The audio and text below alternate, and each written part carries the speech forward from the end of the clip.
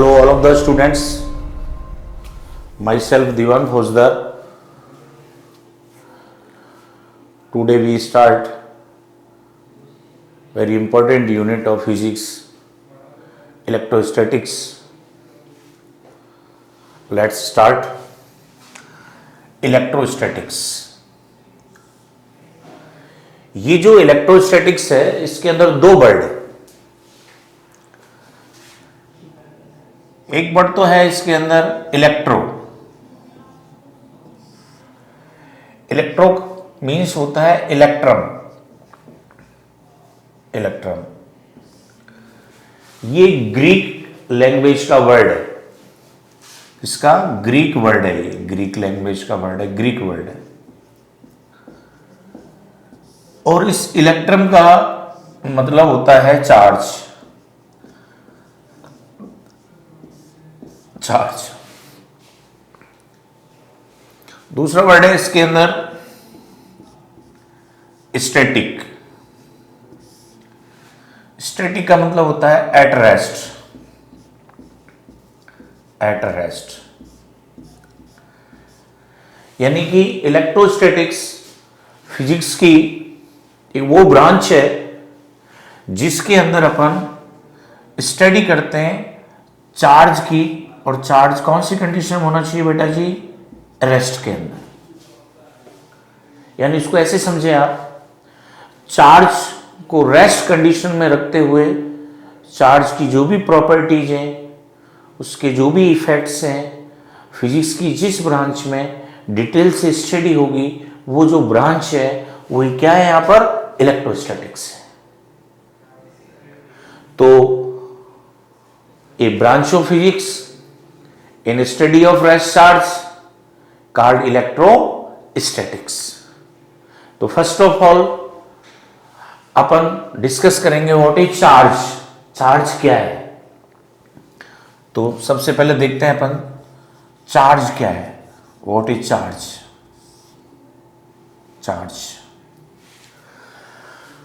Charge जो होता है वो किसी सब्सटेंस, किसी भी मटेरियल, किसी भी ऑब्जेक्ट की एक वो प्रॉपर्टी होती है जिससे वो सब्सटेंस या वो ऑब्जेक्ट शो करता है इलेक्ट्रिक और मैग्नेटिक इफेक्ट। यानी कि आप ऐसे सोचो, एक ही ऑब्जेक्ट है, इसकी कोई ये प्रॉपर्टी है, एक ही दूसरा ऑब्जेक्ट है, उसकी कोई ये प्रॉपर्टी है। अपने प्रैक्टिकली देखा, इनको एक दूसरे के पास रखे तो इनके बीच में एक अट्रैक्शन हुआ। अट्रैक्शन होने का मतलब इसने इलेक्ट्रिक इफेक्ट शो किया।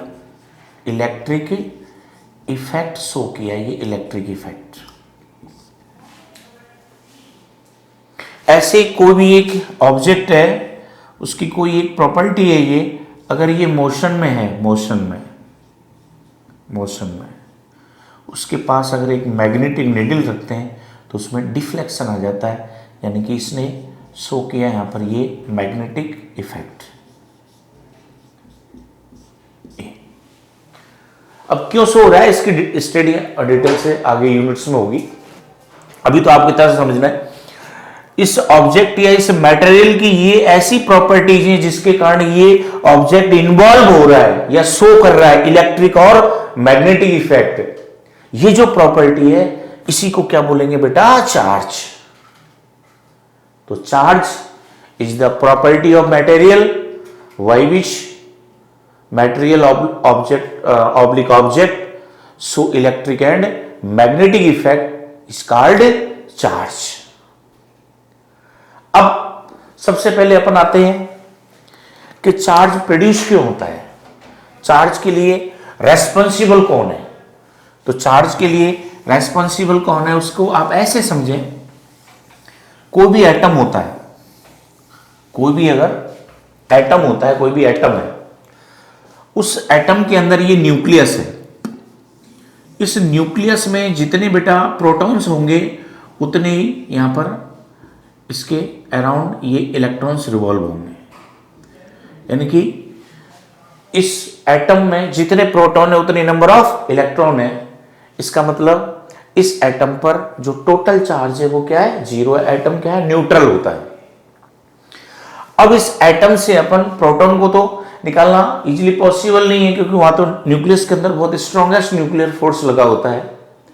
तो अपन यहां से किसका ट्रांसफर कर सकते हैं, यहां से ट्रांसफर हो सकता है इलेक्ट्रॉन्स का।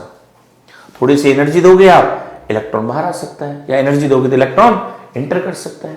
यानी कि ट्रांसफर किसका हो सकता है, इलेक्ट्रॉन का ट्रांसफर हो सकता है। अब मान लो इससे इलेक्ट्रॉन गया, इलेक्ट्रॉन अगर जाएगा, इलेक्ट्रॉन अगर इससे इलेक्ट्रॉन गया तो यहां पर इलेक्ट्रॉन की क्या हो जाएगी, deficiency.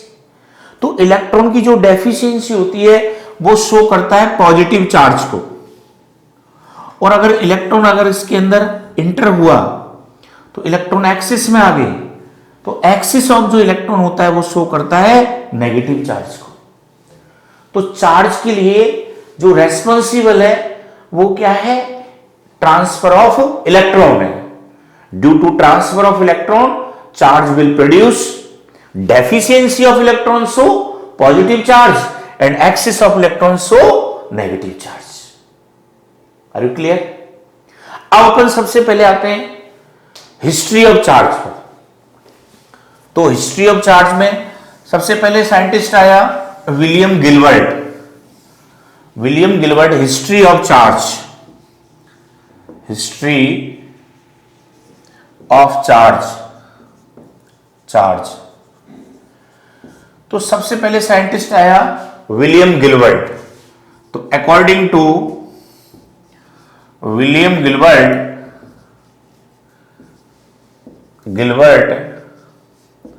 charges are two types. Number one, resinous. Number two, vitreous.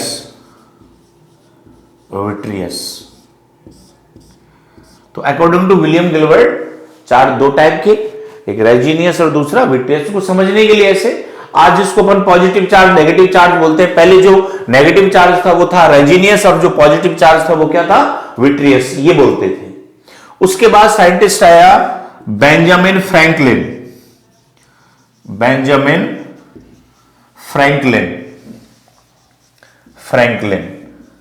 उसने कहा charges are two types. Number one, positive charge and number two, negative charge. तो बेटा जी ये चार्ज की हिस्ट्री है। अब अपन आते हैं यूनिट ऑफ चार्ज पर। चार्ज की यूनिट को डिस्कस करते हैं। तो यूनिट ऑफ चार्ज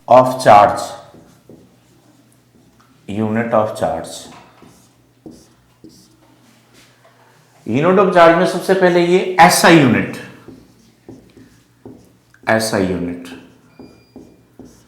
तो चार्ज की जो एसआई यूनिट होती है वो होती है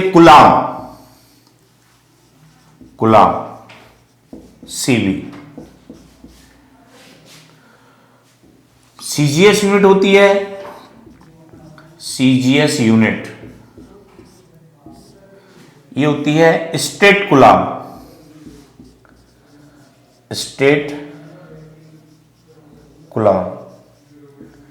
एसटीसीबी। इसी को बोलते हैं अपन ईएसयू, इलेक्ट्रो स्टैटिक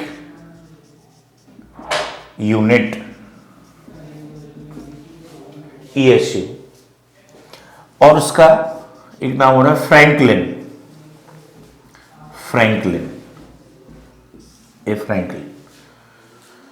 तो सीजीएस यूनिट हुई स्टेट कुलाम, या ईएसयू बोलो चाहे फ्रैंकलिन बोलो।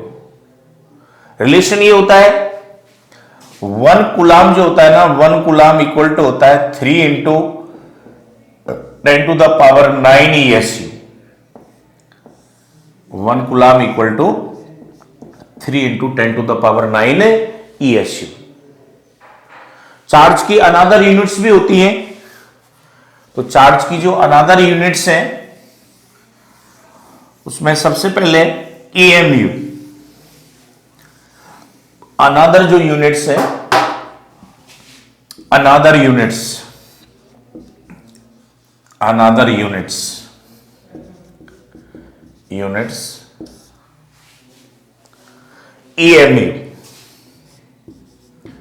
EMU, इलेक्ट्रो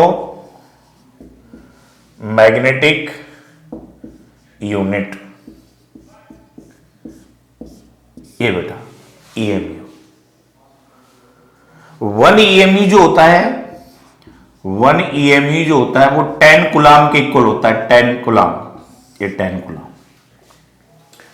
एक बार एग्जाम में पूछा EMU बाई ESU का रेशियो किसके इक्वल होता है, तो अपना क्वेश्चन क्या है, EMU बाई ESU का जो रेशियो है वो किसके इक्वल है, ये पूछा। तो देखो अपन आए इस पर, अपन ये जानते हैं कि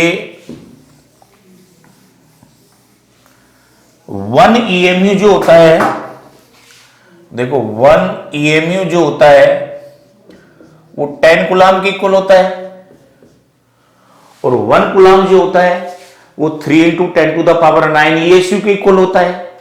तो यहां से 1 EMU इक्वल टू 10 कूलाम, तो ये हो जाएगा 10 और इंटू 1 कूलाम की जगह क्या लिखेंगे आप, 3 × 10⁹ ESU, तो ये क्या हो जाएगा 3 × 10⁻10 ESU, ये आ गया। तो बेटा अब यहां से देखो आप EMU भाई जो ESU है इसका जो रेशियो है वो किसके इक्वल हुआ, 3 × 10⁻10 के। और ये जो 3 × 10⁻10 है ये क्या है, ये है speed of light, speed of light in CGS unit, CGS unit बोले तो सेंटीमीटर पर सेकेंड। तो लाइट की स्पीड क्या होती है, 3 × 10⁸ मीटर पर सेकेंड, तो उसको सेंटीमीटर पर सेकेंड में 3 × 10⁻10। तो EMU बाई ESU का रेशियो अगर पूछ लिया जाए तो वो क्या होती है, स्पीड ऑफ लाइट किसमें बेटा, CGS यूनिट में। Are you clear. Another unit और होती है इसके फैराडे, तो चार्ज की एक यूनिट और होती है फैराडे, और फैराडे का मतलब है, अनदर यूनिट क्या है बेटा इसकी, फैराडे। 1 फैराडे जो होता है ना, 1 फैराडे वो होता है चार्ज ऑन 1 मोल इलेक्ट्रॉन्स, यानी कि 1 मोल इलेक्ट्रॉन पर जितना भी चार्ज होता है वो 1 फैराडे के इक्वल होता है। अब 1 मोल इलेक्ट्रॉन पर कितना चार्ज होगा, तो देखो उसके लिए अपन ये देखें, नंबर ऑफ इलेक्ट्रॉन्स इन 1 मोल। 1 मोल के अंदर नंबर ऑफ इलेक्ट्रॉन्स कितने होते हैं, अवोगाद्रो नंबर के बराबर, Na के इक्वल। Na क्या है, अवोगाद्रो नंबर, और अवोगाद्रो नंबर क्या होता है 6.023 इंटू 10⁻23। एक इलेक्ट्रॉन पर चार्ज कितना होता है, चार्ज ऑन 1 इलेक्ट्रॉन ये होता है 1.6 इंटू 10⁻⁻19 कूलाम, ये होता है बेटा 19 कूलाम। तो बताओ 1 फैराडे हम किसके इक्वल हो जाएगा, 1 फैराडे इक्वल टू हो जाएगा 1 मोल के अंदर number of electrons into 1 electron पर चार्ज। तो यानी कि 1 मोल इलेक्ट्रॉन पर चार्ज, यानी कि नंबर 1 मोल में नंबर ऑफ इलेक्ट्रॉन्स कितने हुए 6.023 इंटू 10⁻23, और ए इलेक्ट्रॉन पर चार्ज 1.6 इंटू 10⁻⁻19, तो 1 फैराडे इक्वल टू क्या हो जाएगा 96500 कूलाम, ये हो जाएगा। तो 1 फैराडे जो चार्ज होता है वो किसके इक्वल होता है 96500 कूलाम के इक्वल होता है। तो अभी तक अपन ने बेसिक सा डिस्कशन किया कि इलेक्ट्रोस्टैटिक्स क्या है, चार्ज क्या है, चार्ज के लिए रेस्पॉन्सिबल कौन है, history of charge plus unit of charges, ये डिस्कस किया। अब नेक्स्ट अपन आते हैं प्रॉपर्टीज ऑफ चार्ज पर। प्रॉपर्टीज ऑफ चार्ज, तो प्रॉपर्टीज ऑफ चार्ज में सबसे जो फर्स्ट प्रॉपर्टी है, properties of charge,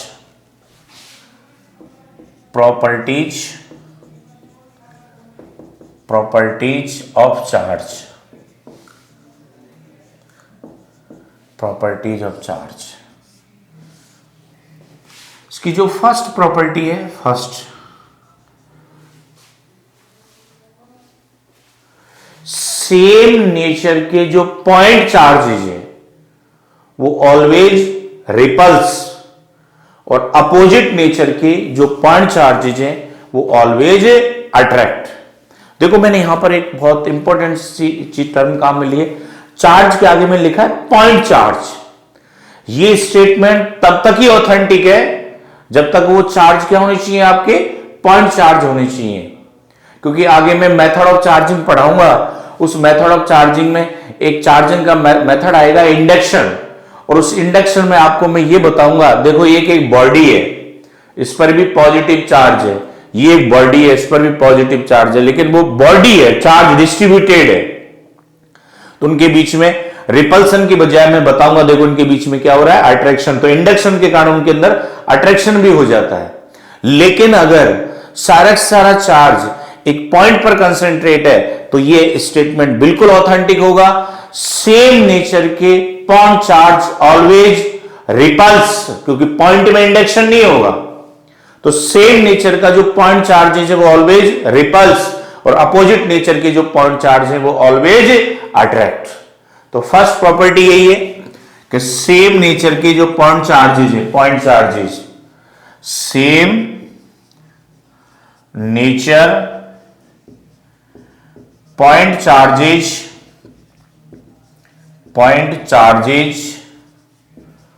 always repels, और अपोजिट नेचर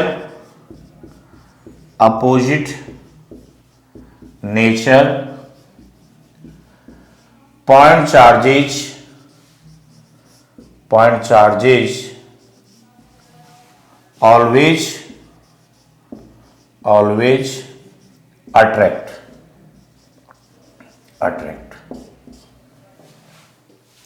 फर्स्ट प्रॉपर्टी हुई। सेकंड प्रॉपर्टी है पॉजिटिवली चार्ज जो बॉडी है उसका मास स्लाइटली डिक्रीज हो जाता है, और नेगेटिवली चार्ज जो बॉडी है उसका मास स्लाइटली इंक्रीज हो जाता है। यानी कि mass of positively charge body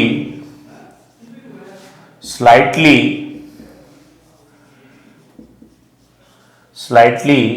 decrease, और mass of negatively charge body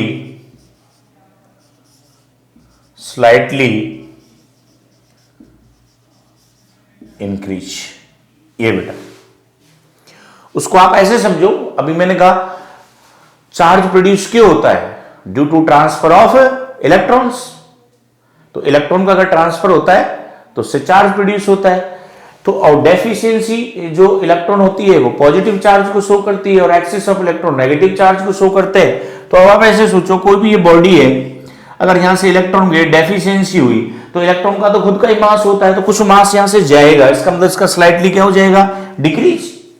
और अगर इसमें एक्सेस में इलेक्ट्रॉन आए तो इसका इलेक्ट्रॉन का खुद का मास है, कुछ मास इसके अंदर ऐड हुआ तो उसका मास स्लाइटली क्या हो गया बेटा, इंक्रीज हो गया। अरे क्लियर। नेक्स्ट जो प्रॉपर्टी है वो ये है कि charge always associated with mass. Third जो इसकी प्रॉपर्टी है वो है चार्ज ऑलवेज एसोसिएटेड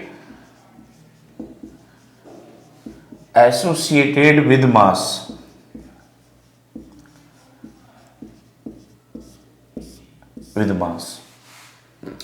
समझो इसका क्या मतलब। ये जो मैंने लिखा है charge always associated with mass, इसका मतलब होता है अगर कोई भी बॉडी जो चार्ज है, चाहे वो पॉजिटिवली चार्ज हो सकती है या नेगेटिवली चार्ज हो सकती है, किसी भी टाइप से चार्ज है लेकिन है वो चार्ज है, अगर कोई भी बॉडी चार्ज है तो ये जरूरी है कि उसका मास भी होगा। ऐसा नहीं हो सकता है कि बॉडी तो चार्ज है और उसको मासलेस हो, उसका मास नहीं हो।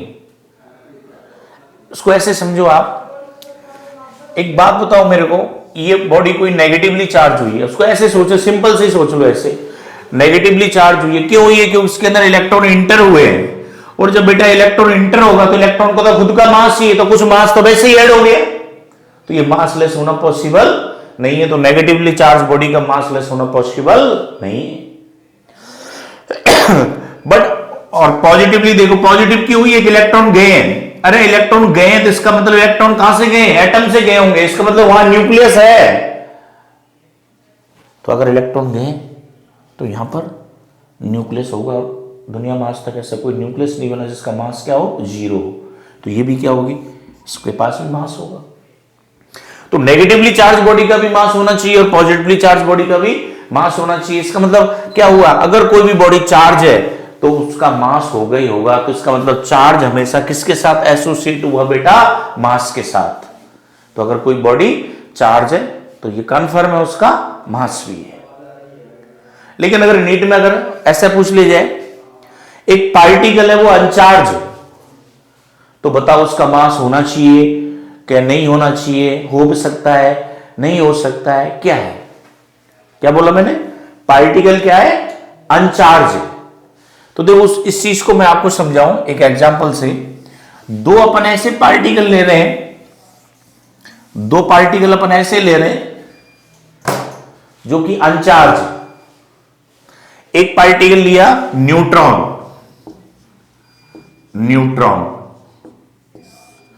और एक पार्टिकल लिया फोटॉन। जो फोटॉन होता है वो एक एनर्जी पार्टिकल होता है, एनर्जी पार्टिकल ये होता है बेटा। अब मैंने कहा मैंने दो ऐसे पार्टिकल ले रहा हूं जो अनचार्ज है, क्योंकि अपने को पता है न्यूट्रॉन जो है उस पर भी चार्ज क्या होता है? जीरो। और जो फोटॉन है उस पर भी चार्ज क्या होता है? जीरो। लेकिन जो न्यूट्रॉन है उसका मास होता है, तो mass not equal to zero. और जो फोटॉन होता है उसका जो रेस्ट मास होता है, रेस्ट मास जो होता है ना फोटॉन का, वो क्या होता है बेटा? जीरो। अब देखो यहां से कंक्लूजन क्या है? दोनों ही एक ऐसे पार्टिकल हैं जिन पर चार्ज क्या है? जीरो। जबकि इस पार्टिकल पर चार्ज जीरो है, मास नॉन जीरो। चार्ज जीरो है, मास भी जीरो। तो यहां से स्टेटमेंट क्या जारी होगा कि अगर कोई पार्टिकल अनचार्ज है तो उसका मास हो भी सकता है और नहीं भी हो सकता। If a particle is uncharge then mass may और may not be associated with it. Are you clear? Next अपन चलें अगली प्रॉपर्टी पर। अगली प्रॉपर्टी बेटा ये है कि पहले मैं स्टेटमेंट लिख रहा हूं, उसके बाद फिर मैं आपको समझाता हूं उसको। अगली जो प्रॉपर्टी वो ये है, रेस्ट चार्ज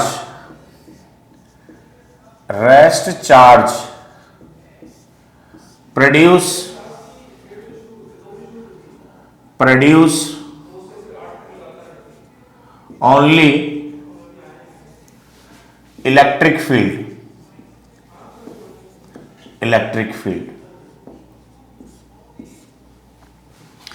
अगला स्टेटमेंट लिख रहा हूं, चार्ज मूविंग विद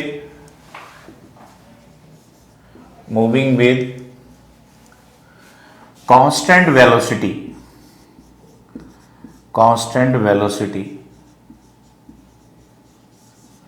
ये प्रोड्यूस करता है electric field plus constant magnetic field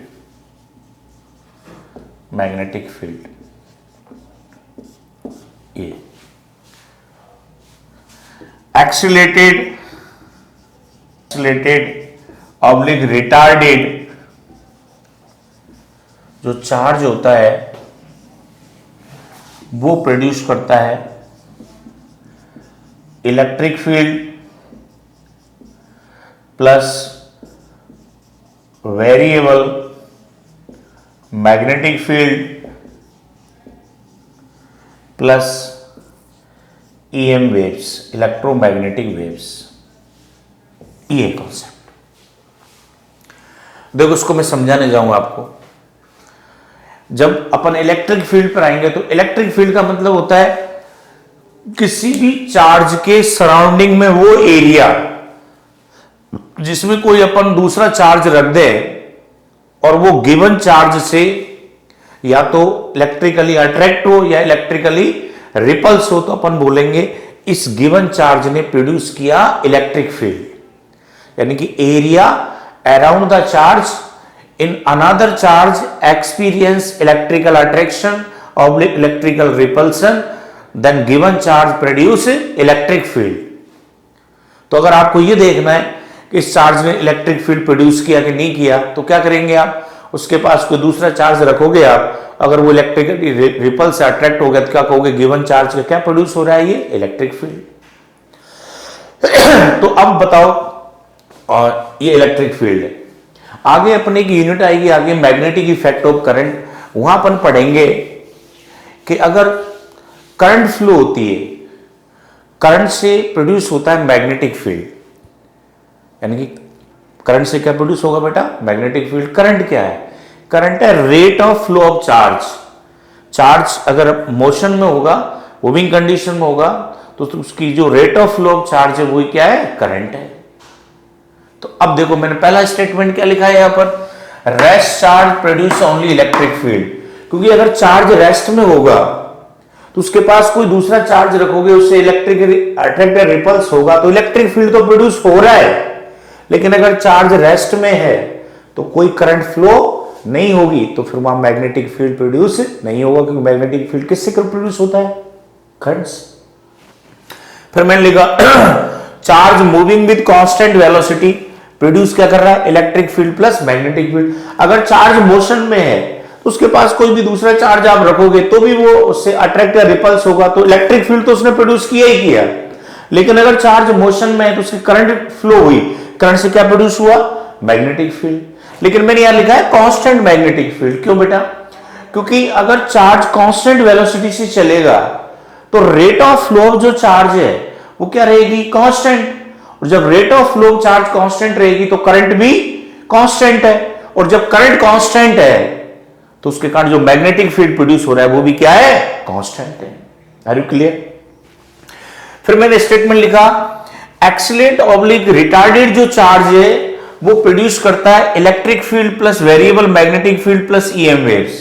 तो अगर चार्ज चाहे एक्सीलरेटेड चाहे रिटार्डेड है तो उसके पास में कोई दूसरा चार्ज रखेंगे तो वो अट्रैक्ट रिपल्स होगा, तो आप इलेक्ट्रिक फील्ड तो जनरेट हो ही रहा है। और चार्ज मोशन में है, चाहे वो रिटार्डेशन में हो सकता है चाहे वो एक्सीलरेशन में हो सकता है, लेकिन है तो मोशन में। मोशन में तो करंट फ्लो होगी, और करंट फ्लो होगी तो वहां से क्या प्रोड्यूस होगा, मैग्नेटिक फील्ड। लेकिन मैंने यहां लिखा है बेटा ये वेरिएबल मैग्नेटिक फील्ड, क्यों, क्योंकि अगर चार्ज एक्सीलरेटेड है या रिटार्डेड है, इसका मतलब उसकी वेलोसिटी या तो टाइम के साथ इंक्रीज हो रही है या डिक्रीज हो रही है, तो जो rate of flow of charge है, रेट ऑफ जो फ्लो ऑफ चार्ज है वो टाइम के साथ क्या होगी, चेंज। जब rate of flow of charge time के साथ चेंज हो रही है तो करंट भी क्या हो रही है, चेंज। और करंट चेंज हो रही है तो करंट से क्या प्रोड्यूस होता है, मैग्नेटिक फील्ड। तो मैग्नेटिक फील्ड भी टाइम के साथ क्या होगा, चेंज। इसका मतलब कैसा मैग्नेटिक फील्ड प्रोड्यूस हुआ, वेरिएबल मैग्नेटिक फील्ड। फिर मैंने लिखा उसके साथ EM वेव्स भी प्रोड्यूस हो रही हैं, क्योंकि आगे अपन जब इलेक्ट्रोमैग्नेटिक वेव्स को डिस्कस करेंगे तो वहां पर आपको समझाएंगे वेरिएबल जो मैग्नेटिक फील्ड है उससे रेडिएशंस प्रोड्यूस हो जाती है, इलेक्ट्रोमैग्नेटिक वेव्स। तो यहां क्या प्रोड्यूस हुआ, इलेक्ट्रिक फील्ड। और मैग्नेटिक फील्ड वो भी वेरी हो रहा है, और वेरिएबल मैग्नेटिक फील्ड ने क्या प्रोड्यूस कर दी? इलेक्ट्रोमैग्नेटिक वेव्स प्रोड्यूस कर दी। Are you clear? तो ये ध्यान रखना है, rest charge produce only electric field, constant velocity से moving charge electric field plus constant magnetic field, और रिटार्डेड और accelerate charge produce electric field plus magnetic field plus electromagnetic waves. Are you clear? Next property पे आते हैं, charge is a conserve property. Charge is a conserve property. तो देखो उसका क्या मतलब हुआ कि चार्ज जो है वो एक कंजर्व प्रॉपर्टी है। Charge charge charge is a conserve property. Conserve property, ये conserve property, charge is a conserve property. देखो इसका क्या मतलब है, यूनिवर्स का जो टोटल चार्ज है वो कंजर्व है, या उसको ऐसे सिंपल से आप ऐसे सोच लो, एक बॉडी है, एक ये बॉडी, ये भी, इस पर भी चार्ज नहीं, इस पर भी चार्ज नहीं, दोनों बॉडी के सिस्टम पर चार्ज कितना है? 0 है। अब इस बॉडी से इस बॉडी के अंदर इलेक्ट्रॉन ट्रांसफर हुए तो इसमें इलेक्ट्रॉन की डेफिशिएंसी होगी, इसमें एक्सिस में होगी, जितना इस पर पॉजिटिव चार्ज आया उतना इस पर नेगेटिव चार्ज आया, लेकिन सिस्टम का अगर टोटल चार्ज देखोगे तो वो भी क्या रहेगा? 0 रहेगा। तो चार्ज क्या है? कंजर्व है। तो किसी भी सिस्टम का जो टोटल चार्ज है वो क्या रहेगा बेटा? कंजर्व रहेगा। यूनिवर्स का जो टोटल चार्ज है वो क्या है? कंजर्व है। कंजर्वेशन ऑफ जो चार्ज है वो वैलिड होता है, चाहे फिजिकल रिएक्शन है चाहे आपकी केमिकल रिएक्शन है, किसी भी टाइप की रिएक्शन है उसमें कंजर्वेशन ऑफ चार्ज वैलिड होगा। देखो मैं आपको एग्जांपल देता हूं कंजर्वेशन ऑफ चार्ज के।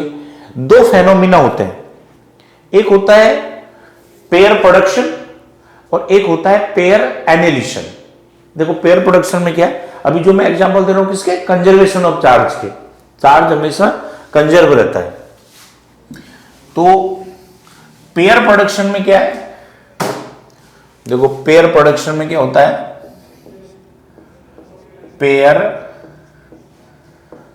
Production, pair production, pair production, pair production में क्या होता है? फोटोन होता है, फोटोन, फोटोन न्यूक्लियस पर अटैक करता है और यहां से इलेक्ट्रॉन और पॉजिट्रॉन का पेयर प्रोड्यूस हो जाता है। तो अब बताओ फोटोन, देखो यहां देखो, फोटोन जो है एनर्जी पार्टिकल है, चार्ज कितना है इस पर? चार्ज कितना है इस पर? 0 है। जब इलेक्ट्रॉन और पॉजिट्रॉन का पेयर मिला तो इन पर चार्ज क्या होगा? Plus e minus e equal to 0। तो पहले भी 0 और अभी भी 0, तो चार्ज का कंजर्वेशन मिला कि नहीं मिला? मिला। पता है आपको इस रिएक्शन के अंदर देखो चार्ज का कंजर्वेशन हो रहा है लेकिन मास का कंजर्वेशन नहीं हो रहा है। क्या? इसका रेस्ट मास क्या होता है? 0। तो यहां पर ये जो फोटोन है और यहां पर इन इलेक्ट्रॉन पॉजिट्रॉन का मास होगा। एक्चुअल में इस रिएक्शन के अंदर एनर्जी जो है वो कन्वर्ट हो रही है किसमें बेटा? मास में कन्वर्ट हो रही है। तो अगर आपसे जैसे पेयर प्रोडक्शन के फेनोमेना, चार्ज कंजर्वेशन होता है? होता है। मास का कंजर्वेशन होता है? नहीं होता है। लेकिन मास प्लस एनर्जी कंजर्वेशन होता है? होता है, क्योंकि एनर्जी किस में कन्वर्ट हुई है? यहां पर मास के अंदर। दूसरा होता है पेयर एनिलिशन। इसका जो रिवर्स प्रोसेस होता है पेयर प्रोडक्शन का वो होता है पेयर एनिलिशन। पेयर एनिलिशन में क्या होता है? जब इलेक्ट्रॉन और पॉजिट्रॉन आपस में कंबाइन होते हैं तो फोटोन प्रोड्यूस होते हैं, यानी कि पेयर एनिहिलेशन, पेयर एनिहिलेशन। इसमें क्या होता है? इलेक्ट्रॉन और पॉजिट्रॉन का जब पेयर आपस में ये कंबाइन होते हैं, कंबाइन, तो यहां से फोटोन प्रोड्यूस होते हैं, फोटोन प्रोड्यूस होते हैं।